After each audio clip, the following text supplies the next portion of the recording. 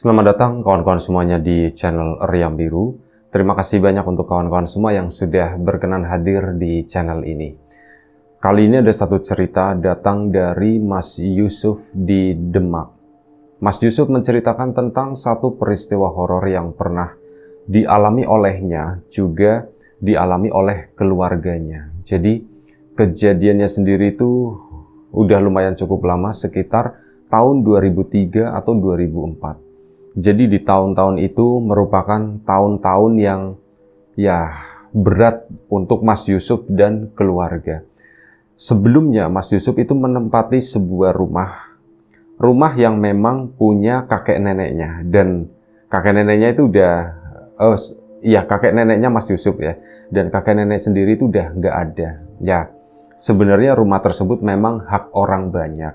Bapaknya Mas Yusuf sendiri itu sekitar 4 bersaudara, dan masing-masing itu punya hak di rumah tersebut. Ya, awalnya pembicaraan pun terjadi ya lancar-lancar aja. Silakan rumah itu ditempatin gitu ya, daripada dikosongin atau apa gitu ya. Omongannya seperti itu. Jadi Mas Yusuf dan keluarga pun dengan santai, ya udahlah gitu. Pikirannya begini, nanti kita nabung, kalau memang udah ada uang, rumah ini kan bisa kita bayarin, atau kesepakatan lain itu menurut keluarga, ya jangan sampai rumah ini tuh jatuh ke tangan orang lain. Sementara yang namanya surat-surat, berkas-berkas, dan yang lain-lain itu sebenarnya dipegang oleh kakak pertama, anak pertama dari keluarganya si Mas Yusuf ini, dari keluarga bapaknya. Beberapa tahun itu berjalan lancar sampai suatu hari ternyata ya Mas Yusuf dan keluarga itu juga kaget. Ternyata rumah itu tuh udah dijaminkan gitu ya, udah menjadi jaminan dan dipakai oleh kakak pertamanya tersebut. Kakak pertamanya bermasalah, akhirnya rumah itu pun terpaksa disita begitu ya. Ya, Mas Yusuf dan keluarga memang nggak ada uang, nggak ada dana buat nalangin atau apa. Ya terpaksa, ini singkat cerita aja ya. Terpaksa keluarganya Mas Yusuf pun harus hengkang, harus keluar dari rumah tersebut. Ya tentu saja dibilang sakit hati ya sakit hati gitu ya. Kok nggak semanis omongannya? Kenapa kenyataannya itu jadi pahit seperti ini? Di momen yang lumayan cukup mendadak sebenarnya gitu ya, dan Mas Yusuf sama keluarga itu juga bukan dari kalangan orang yang mampu, yang punya tabungan banyak, bisa beli rumah dengan gampang, dengan mudah, itu enggak. Ya alhasil repot kan, ini kita kemana, ini nanti kita kemana. Nah di situ ternyata ya tanpa diketahui Mas Yusuf dan keluarga yang lain, bapaknya itu punya seorang kawan. Jadi kayak minta tolong lah begitu, barangkali ada tempat tinggal atau apa, dan ternyata ada. Mendapatkan kabar tersebut tentu saja di hari Min 2, di mana mereka itu harus meninggalkan rumah tersebut gitu ya. Jadi bapaknya tuh cerita, "Bapak begini, ada satu rumah, itu punya temannya Bapak. Rumah itu tuh kosong dan belum lama kok, maksudnya bukan rumah suwung atau gimana ya. Ini rumah belum lama, baru sekitar 1 tahun ditinggalin, dikosongin. Dan memang nggak ada rencana mau dikontrakin atau apa ya." Bapak ngobrol-ngobrol, alhamdulillah teman Bapak itu berbaik hati, silakan ditempati rumah tersebut. Ya hitung-hitung jagain katanya begitu, yang penting bareng-bareng ngerawat aja. Ya yang tadinya bingung gitu ya, alhamdulillah ya wis kita udah dapat tempat tinggal. Singkat cerita lagi, Mas Yusuf dan keluarga pun pindah ke rumah tersebut, masih di Demak sana gitu ya. Tinggal di rumah tersebut itu bukan rumah yang ya dibilang bagus banget, enggak. Ini tuh rumah kayak desainnya itu desain tahun 80-an. Ini menurut Mas Yusuf ya, itu kayak rumah-rumah desain tahun 80-an ya kawan-kawan, mungkin bisa melihat lah di kampung kalau misal ada rumah yang dibangun sekitar tahun 80-an, ya model-modelnya seperti itu. Ada 3 kamar di rumah tersebut. Rumahnya memang nggak terlalu besar, rumah sedang lah, tapi itu udah lebih dari cukup bagi keluarganya Mas Yusuf. Bahkan rumah itu dilihat dari sisi bangunannya, kalau rumah yang dijual itu, yang diambil sama itu ya, yang disita tersebut itu kan rumah tua. Nah ini rumah yang ditempatin itu rumah yang termasuk relatif lumayan cukup baru. Dan awal melihat itu ya bersyukur yang ada. Oh, alhamdulillah dapat rumahnya tuh lebih enak begini. Tapi ini enggak apa-apa, Pak. Enggak apa-apa, kata situ, enggak apa-apa. Ya setidaknya sampai kita itu punya tabungan, kita bisa ngontrak dulu lah, kata bapak. Iya. Nah udah, akhirnya ditempatinlah rumah tersebut. Mas Yusuf sendiri itu udah SMA kelas 2 waktu itu, dan ya namanya ada permasalahan semacam itu, sekolah juga lumayan cukup keganggu gitu ya, pikiran dan sebagainya. Nah suatu hari Mas Yusuf itu baru pulang dari sekolah nih, baru pulang dari sekolah menuju ke rumahnya dengan cara jalan kaki. Saat di perjalanan dia itu ketemu sama anak kecil nih, anak warga gitu ya. Dia tuh habis main layang-layang, ini diiketin di belakangnya itu ada layangan hasil tangkapan. Itu manggil, Mas, sampean yang nempatin di rumah itu ya Mas ya? Rumah lalat itu ya Mas ya? Mas Yusuf kan, hah? Rumah lalat? Kamu siapa gitu ya? Ditanya, kamu siapa? Enggak, sampean yang nempatin di situ kan rumah yang banyak lalatnya, bilangnya kayak gitu. Rumah banyak lalatnya gimana, kata Mas Yusuf. Mana orang gak ada lalat kok di rumah? Ada Mas, banyak Mas, kata si anak kecil tersebut. Terus udah dia pun ada layangan putus, langsung dikontak sama teman-temannya gitu. Wah, itu putus. Langsung dikejar sama si anak itu, ninggalin Mas Yusuf. Mas Yusuf pun ditinggalin begitu aja, dengan itu nyebelinnya tuh ninggalin rasa penasaran. Rumah lalat, rumah yang banyak lalatnya, maksudnya apa ya gitu ya. Gak ngerti si Mas Yusuf juga.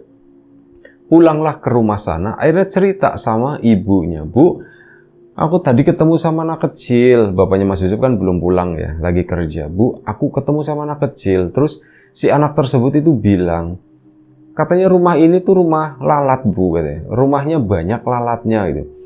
Ya si ibunya, loh, ibu itu nanggepinnya tuh serius gitu ya. Loh, rumah lalat gimana Sup? Maksudnya Sup? Ya itu dia Bu, aku juga nggak tahu Bu. Ih, serem ya, kata si ibunya kalau emang kayak gitu. Alah, udah nggak usah diinilah, kata si ibu itu. Mas Yusuf pun agak tenang, dapat ibunya tuh ngomong seperti itu, udahlah nggak usah diurusin gitu. Oh ya wis, artinya kata Mas Yusuf nggak usah diurus. Tapi sebenarnya di dalam benaknya Mas Yusuf itu masih bertanya-tanya, apa sih maksudnya gitu ya, rumah lalat. Dan itu yang ngomong anak kecil kan jarang bohong ya. Kalaupun ngomong gitu, artinya itu hal yang lumayan cukup menarik buat dia. Nah, di situ akhirnya apa? Keesokan harinya, sore harinya, ini lagi ya udah adem lah, sekitar jam 4:30, Mas Yusuf juga udah mandi dan sebagainya. Dia pun iseng keluar rumah, sekaligus sosialisasi dengan warga sekitar gitu ya, kayak mewakili bapaknya. Bapaknya kan memang harus kerja, pulang biasanya itu udah sore menjelang maghrib, bapak itu baru pulang. Mas Yusuf kesana bukan ngobrol-ngobrol, berusaha mencari ada teman ngobrol atau gimana, tapi waktu itu memang belum ada. Jadi orang-orang itu hanya lewat, tapi nggak ngajakin ngobrol, nggak ada yang nongkrong, nggak ada yang duduk-duduk. Termasuk Mas Yusuf juga nyariin, ini anak yang tadi itu mana ya, si anak layangan ini gitu. Mau tak tanyain maksudnya rumah lalat itu apa. Hari itu, sore itu nggak ketemu. Akhirnya Mas Yusuf pun masuk karena udah sore, bapaknya pun pulang. Di malam hari, di saat lagi makan malam, itu ngobrol lagi. Mas Yusuf pun buka obrolan masalah itu, cerita yang masalah rumah lalat. Pak, ada anak kecil ngomong katanya rumah ini tuh rumah lalat gitu ya. Alah, nggak usah ditanggepin, kata si bapak. Ya cuman menarik aja Pak, sebutannya itu unik, katanya rumah ini tuh banyak lalatnya. Toh padahal kita nempatin di sini juga nggak ada lalat ya Pak ya. Tepat ngomong kayak gitu, 1 ekor lalat itu terbang. Padahal ini udah malam ya. Malam itu kan biasanya lalat udah ngantuk atau gimana. Mungkin kawan-kawan memperhatikan, kalau misal malam lalat itu terbangnya nggak terlalu cepet. Kalaupun cepet itu kayak lalat bingung gitu. Ini ada lalat mereka kan lagi makan. Itu muter-muter di area itu tadi, area tempat meja makan di mana mereka tuh berkumpul di situ. Ngangeng. Mas Yusuf pun, Pak, kok ada lalat ya Pak ya? Ibunya pun ngomong kayak gitu, iya ya Pak ya. Ini malam-malam kok ada lalat seperti ini. Muncul 2 ekor. Udah Pak, ada 2 kayak gini Pak. Ambil jepretan dan akhirnya dibeginiin, memang nggak kena, cuma lalat itu terbang. Begitu terbang, bunyi suara lalat itu makin kenceng. Rasa-rasanya itu lebih dari 2. Mereka kan pada diem semuanya. Ini Mas Yusuf, adiknya Mas Yusuf anak pertama, sama adik-adiknya itu diem semua. Ibunya, bapaknya itu mendengarkan. Ya, di situ yang kedengaran itu cuma suara lalat. Tapi suara lalat dari mana gitu ya. Dan malam itu yang muncul itu cuma 2 ekor. Setelah itu 2 ekor tersebut itu ngilang. Nah, semenjak kejadian di malam pertama, itu bukan malam pertama mereka tinggal di sana ya. Mereka itu udah beberapa hari gitu, bahkan udah lewat dari 1 minggu tinggal di tempat tersebut, baru mengalami hal yang seperti itu. Pada diem-dieman semuanya, sampai akhirnya bapak mungkin berusaha memecah kekosongan itu, ngomong, udah, nggak usah dipikirin, yang namanya lalat ya di mana-mana ada lah gitu kan. Ini mungkin lalat dari siang masuk, pintu dibuka kan dari tadi. Iya sih Pak, pintu dibuka dan penjelasan Bapak itu masuk akal.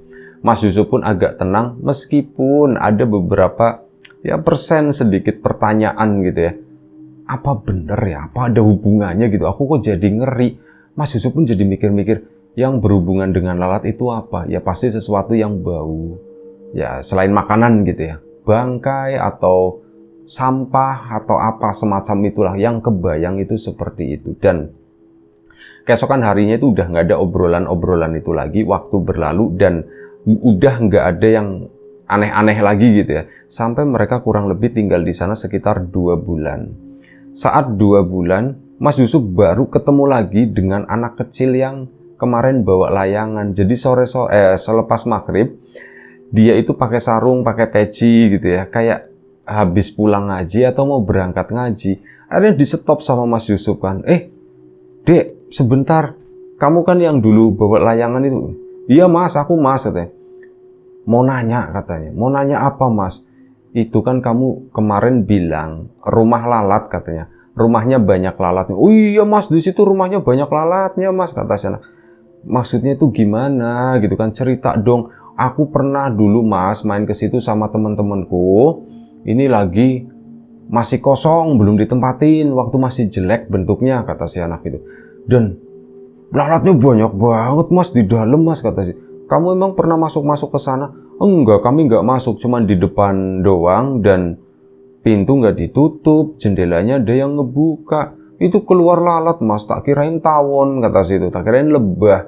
Ternyata bukan, itu tuh lalat Mas, katanya. Ya makanya ya aku tak sebutnya itu rumah lalat, kata si anak kecil tadi. Oh begitu. Ya wis lah. Dipikir-pikir lagi sama Mas Yusuf, hal itu tuh mungkin waktu itu ada kejadian, barangkali ada bangkai binatang apa yang memang mati di dalam rumah dan kemudian menimbulkan atau mengundang lalat. Bisa seperti itu. Oh ya wis, udahlah. Tapi serem Mas, kata si itu. Serem apaan lagi? Ya pokoknya serem. Terus udah pergi aja dia tuh kayak melanjutkan perjalanannya gitu. Mas Yusuf pun pulang. Kali ini mulai terganggu lagi dengan pikiran tersebut. Apa sih yang sebenarnya mau disampaikan sama si anak itu ya? Dan aku juga sebenarnya lumayan cukup bertanya-tanya. Karena memang kalau malam hari Mas Yusuf itu sering kebangun, sering keganggu gara-gara mukanya atau tangannya atau kakinya itu dihinggapi lalat. Meskipun cuma 1 ekor nempel di muka begini itu kan geli ya kalau lalat nempel.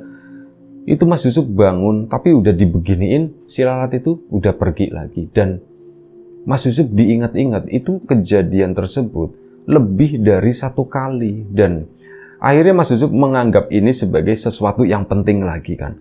Ngobrol lagi sama bapak. Pak, aku tadi ketemu sama si anak itu dan dia cerita katanya dulu sempat main ke sini waktu rumah ini masih kosong, Pak.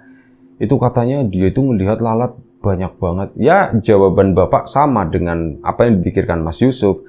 Oh, mungkin ada bangkai di sini dan sebagainya. Dan udah setelah itu nggak ada obrolan-obrolan lagi. 2 atau 3 hari setelah Mas Yusuf ketemu sama si anak kecil itu, sama posisinya tuh mereka lagi pada makan malam. Tiba-tiba mereka itu dikerubutin lalat. Kalau dihitung gitu ya, Mas Yusuf nggak bisa ngitung tepat ada berapa. Mungkin kemungkinan 10 ekor itu ada. Dan itu malam, sekitar jam 8. Ibu baru selesai masak. Di dapur itu nggak ada lalat sama sekali. Begitu makanan-makanan ditaruh di meja, itu kan ditutupi tudung ya. Tudungnya dibuka, brual, lalat itu keluar dari situ. Itu yang bikin heboh akhirnya. Pak, loh Pak, ini Pak, kok di dalam tudung ini kok banyak lalatnya gitu ya. Bapak pun diam sejenak, megang tudungnya seolah-olah berpikir gitu ya, kira-kira gimana. Mungkin lalatnya udah masuk kali di tudungnya kali Bu. Ini kan ada cekungannya Bu. Ini biasanya ya di sini mereka ngumpulnya. Bapak pun berusaha melogikakan tapi cenderung memaksakan ya gitu ya. Ini kayaknya nggak mungkin deh kalau misal pikirnya Mas Yusuf gitu ya. Tapi Mas Yusuf nggak mau memperkeruh suasana malam itu. Ya setuju-setuju aja dengan apa yang dibilang sama Bapak. Iya sih Bu, mungkin seperti itu Bu. Tapi pikirannya Mas Yusuf itu mulai terganggu. Dan akhirnya setelah makan malam tadi, oh ya, begitu dibuka lalatnya begini, itu terbang dan ngilang begitu aja. Nggak tahu larinya kemana, padahal ibu itu udah ngambil sabetan lidi ya itu ya buat mukulin si lalat tersebut, tapi udah hilang. Malam itu ada satu momen di mana bapaknya belum tidur. Mas Yusuf pun ngajak ngobrol secara serius, Pak. Menurut Bapak gimana Pak gitu? Apanya Sup gitu kan? Yang masalah lalat tersebut Pak. Ah, Bapak sih nggak terlalu mikirin, katanya. Pak, Bapak udah jujur aja gitu ya. Aku tadi ngeliatin Bapak kayaknya mikirin kok. Bapak itu mikirnya gimana caranya ngeles, kata si Mas Yusufnya langsung begitu. Bapak pun tarik nafas panjang gitu ya. Dan sebenarnya begini, Sup. Wah, gimana nih Pak? Gimana nih Pak? Bapak kalau dibilang khawatir juga ya pasti ada khawatir. Namanya Bapak itu kan kepala rumah tangga. Kita menempati tempat yang satu gratisan ya dari teman Bapak sebagai bentuk kebaikan dari teman Bapak tersebut. Di satu sisi ya kita nggak tahu latar belakang rumah ini tuh seperti apa. Bapak terus terang nggak tahu gitu ya. Memang ada cerita-cerita, ada desas-desus gitu ya. Tapi Bapak itu nggak mau menggali itu lebih dalam. Loh Pak, kok begitu Pak? Kata si Mas Yusuf. Kalau misal rumah ini ternyata ada apa-apanya gimana Pak? Nah ibunya itu bangun waktu itu mendekat ke sana. Akhirnya kan obrolan diganti dong. Nggak diteruskan. Dan Bapak pun akhirnya tidur ke sana. Bangun itu untuk nyuruh Pak udah malam Pak tidur gitu. Sob kamu juga udah malam besok sekolah kan? Iya Bu. Bapak pun akhirnya bangun. Sob udah tidur dulu. Iya Pak. Bapak pun ke kamar sana. Mas Yusuf kan satu kamar sendiri ya. Dia itu belum masuk kamar, duduk di tadinya sama Bapak itu ngobrol di ruang tamu. Ini pindah ke ruang tengah. Duduk di situ sendirian, Mas Yusuf mulai dihinggapi lalat. Ngedenger di telinga gitu kan dan plak tepat jatuh di ujung hidungnya. Mas Yusuf pun diem aja dan ya karena nggak tahan geli dibeginiin, si lalat itu pun akhirnya terbang. Setelah terbang, Mas Yusuf itu melihat, loh, lalat ini kok lebih dari satu, banyak bahkan apa? Saat lalat tersebut pada nempel di dinding, itu jumlahnya itu udah lebih dari 10. Banyak, puluhan gitu kata Mas Yusuf. Itu udah melihat, loh, lalatnya tambah banyak kayak gini. Ada kan dibeginiin sama Mas Yusuf ya, mau pakai semprotan ya ndak punya semprotan.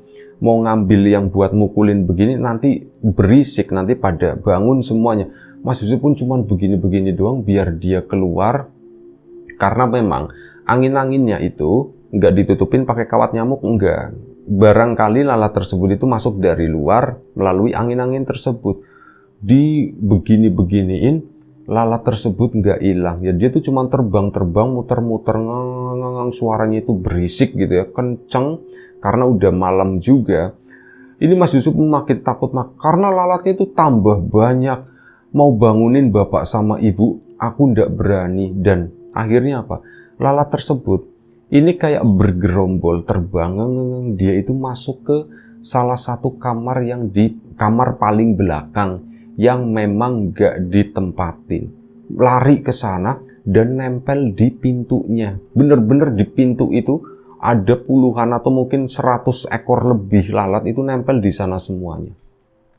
Mas Yusuf melihat, kok lalatnya pada ngumpul di situ, ya kenapa ya? Dan lalat tersebut itu tiba-tiba terbang lagi, kemudian hilang begitu aja. Nggak tahu hilangnya itu kemana gitu ya, saking cepatnya gerakan dan mereka tuh nggak bergerombol, nyebar gitu, kemudian hilang. Nah, disitulah Mas Yusuf mulai penasaran. Ada apa sih di kamar paling belakang ini? Saat masuk ke situ, kan memang udah dicekin semuanya. Kamar paling belakang itu kosong, cuman ada buat naruh beberapa tas, tasnya bapak sama ibu yang isinya tuh pakaian-pakaian yang memang udah nggak kepake atau lagi nggak dipakai. Ditaruh di situ, dikumpulkan kayak semacam gudang lah, tapi nggak penuh-penuh banget. Penasaran Mas Yusuf ke sana, mendekat ke kamar tersebut. Ini ada apa ya di kamar ini ya? Akhirnya apa? Dibukalah kamar tersebut, cetrek, gelap kan? Dinyalain lampunya. Lampunya itu pakai lampu kuning. Dibuka, masuk ke dalam kamar tersebut. Kamar itu ya kosong seperti kondisi semula. Ada tumpukan barang tapi di sudut, salah satu sudut di sana. Mas Yusuf masuk ke dalam kamar tersebut dan mulai mendengar suara lalat ngeng kayak gitu. Lampu itu tiba-tiba mati. Dep, Mas Yusuf kan panik mau menuju ke arah pintu. Pintu memang nggak ketutup, tapi begitu udah deket pintu, lampu itu nyala lagi. Drap. Mungkin korslet ya, ininya nggak kenceng pitingannya atau gimana. Mas Yusuf masih mikir ke situ. Ini kenapa ya? Dia pun nengok lagi ke belakang. Nah, disitulah untuk pertama kalinya Mas Yusuf itu benar-benar seumur hidup, kata ini pengalaman pertama, dia melihat ada satu sosok pakai kursi kayu, duduk di pojok sana. Itu adalah sosok perempuan, mohon maaf, dengan badan yang udah busuk. Badannya itu melembung, bengkak gitu ya, udah busuk, posisinya tuh ngangak begini di pojokan. Dan lalat itu tuh keluar masuk dari mulutnya. Di situ Mas Yusuf lemes banget. Kok aku bisa melihat seperti itu gitu ya? Dia udah berada di pinggir pintu di sana. Tinggal keluar doang, tapi nggak bisa. Pintu juga ngebuka, lemes. Dan si perempuan itu akhirnya apa? Kan ngangak begini, kondisinya mohon maaf ya, udah busuk gitu ya. Ini ngangak begini terus, hap, mulutnya nutup. Dan si perempuan itu ngelihat ke arahnya Mas Yusuf begini. Dan dia itu bangun. Saat bangun, baru satu langkah, teplok jatuh, gedebuk gitu di depannya Mas Yusuf. Nah, disitulah lalat itu tuh muncrat, berat, nyebar di kamar itu. Mas Yusuf teriak-teriak kencang gitu, sekencang-kencangnya. Wah, wah, wah, nggak nyebut bapak, nggak nyebut ibu, cuman hahaha gitu doang. Sampai akhirnya bapaknya itu bangun. Sup, kamu kenapa, Sup? Ditarikan sama bapak, pintu itu ditutup grep. Sup, kamu kenapa? Pak, itu Pak, ada setan Pak di dalam Pak, itu ada setan Pak. Ibunya kan makin panik mendengar, setan apa Pak? Itu Bu di sana Bu, itu udah pucet katanya si Mas Yusuf. Ditarik sama bapaknya itu benar-benar diseret, ditaruh di ruang tengah di situ. Kenapa? Ada apa? Diceritakan semua apa yang tadi dialami oleh Mas Yusuf, begini. Ibunya ketakutan dan akhirnya, Pak, ini gimana sih Pak sebenarnya Pak? Bapak juga nggak tahu Bu gitu. Akhirnya Bapak pun karena kepepet begitu ya, dan Bapak juga nggak punya penjelasan apapun. Bapak juga nggak tahu Bu, beneran Bapak itu nggak tahu apa yang sebenarnya terjadi dengan rumah ini. Toh dari awal kita nempati di sini juga baik-baik aja Bu. Pak, ini jangan-jangan kiriman dari Mas Dirman, bilangnya begitu. Jadi ibu tuh langsung mikirnya bukan masalah masa lalu rumah tersebut yang menyebabkan ini, bukan, tapi ini faktor eksternal. Mikirnya tuh Mas Dirman itu yang tadi, yang bermasalah dengan pihak itu ya, yang menyita rumah ya, kakak pertamanya si bapaknya Mas Yusuf itu. Si bapaknya langsung, Bu, udahlah, nggak usah ke arah sana, nggak usah jauh-jauh gitu ya. Udah nanti kita cari tahu dan ya semoga nggak terjadi apa-apa, kata si bapak. Iya Pak, cuman ya serem kayak gitu. Yusufnya Mas Yusufnya sendiri itu udah, iya Pak, sumpah Pak itu serem banget Pak, aku ngelihat begitu Pak, aku ngelihat begitu. Apa pernah terjadi sesuatu di kamar itu ya Pak ya? Bapak juga ndak tahu, Bapak nggak pernah dengar berita, ndak pernah dengar apa, tapi berarti bener Pak omongan si anak kecil itu. Bapak pun makin bingung gitu ya. Iya Sup, udah cukup, yuk kita istirahat aja. Kamu gimana? Takut, berani nggak tidur sendirian? Pak, aku nggak berani Pak tidur sendirian.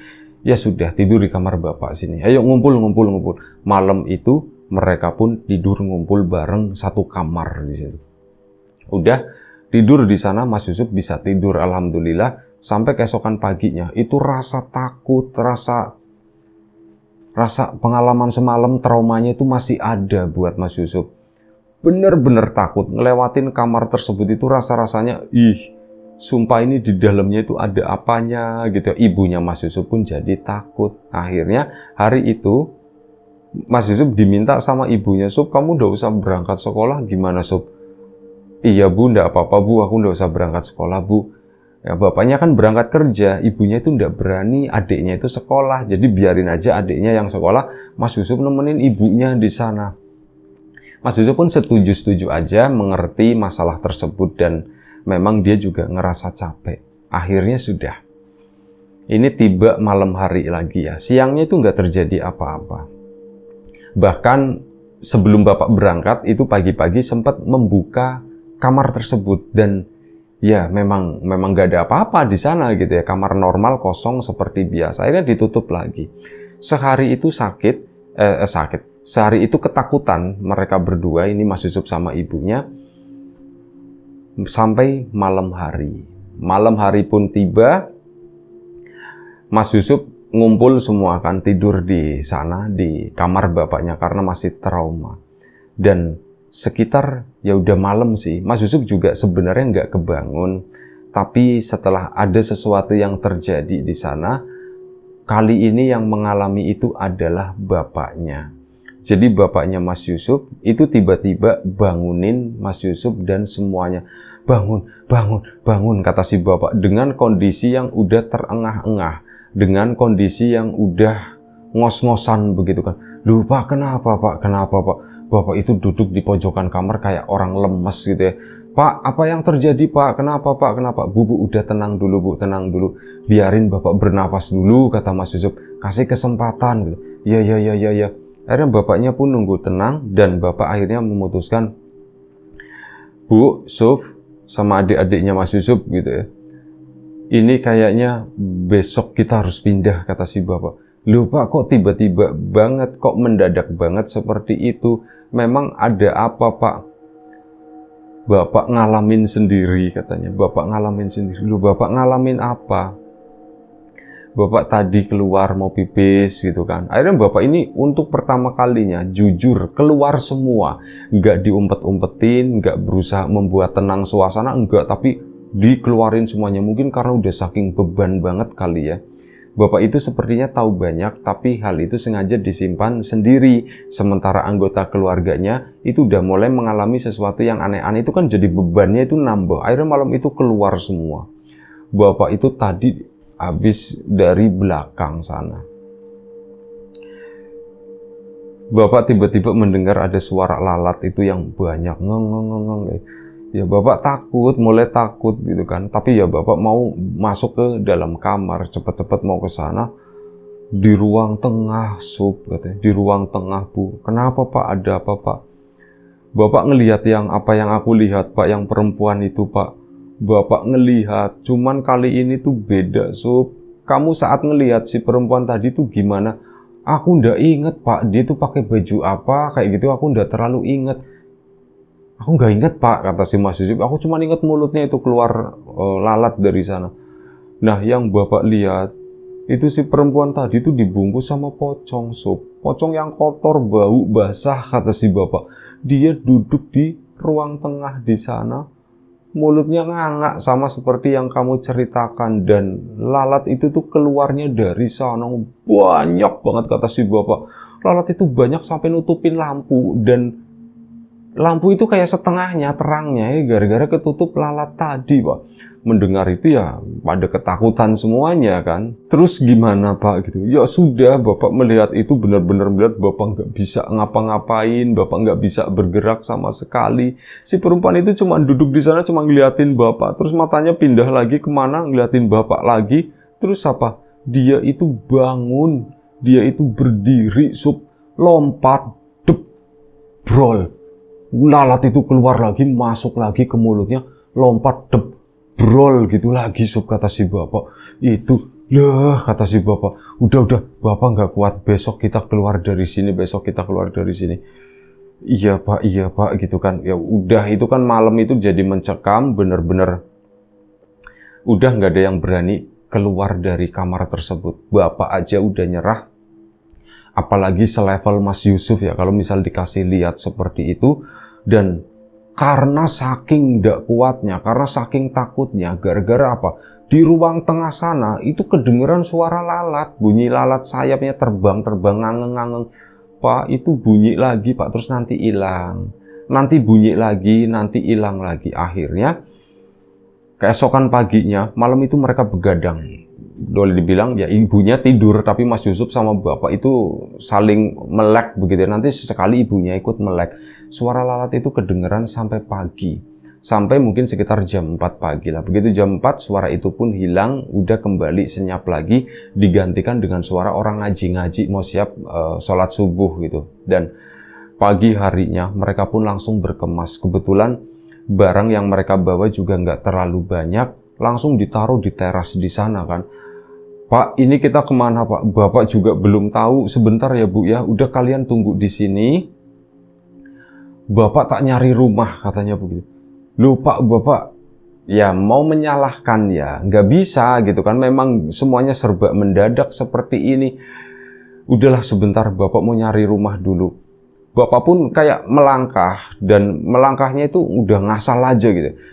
Ke depan sana, ngomong sama warga di situ, minta tolong, anterin gitu ya. Barangkali ada rumah mau dikontrakan, barangkali ada mau minta tolong saya dianterin. Akhirnya dianterin sama situ. Mas Yusuf sama ibunya itu nunggu 2 jam. Bapaknya itu nggak pulang-pulang, termasuk adiknya. Sementara mereka itu udah nggak berani lagi masuk ke dalam rumah tersebut. Udah nunggu selama 2 jam di sana, ditemenin sama beberapa warga.